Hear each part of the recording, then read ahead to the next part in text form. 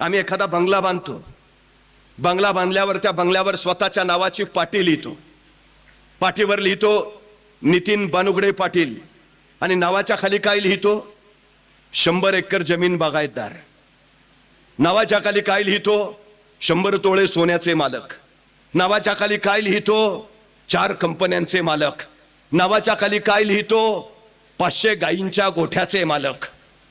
बघितली अशी पाटी कुठं घरावर?